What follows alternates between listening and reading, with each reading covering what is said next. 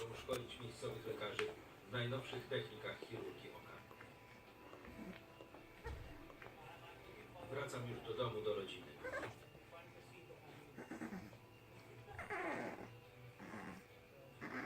Będziemy się kontaktować. Doktor Garg ma słowa zachęty dla uczniów. Wszystkiego najlepszego. Byliście świetni.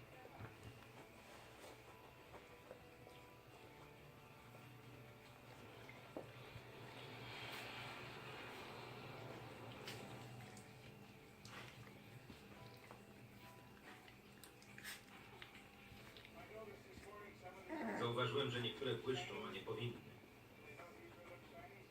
Okazało się, że dostało się tu sporo miałkiego piasku, co widać na przednich krawędziach. Trzeba to spiłować, żeby nie powstało pęknięcie.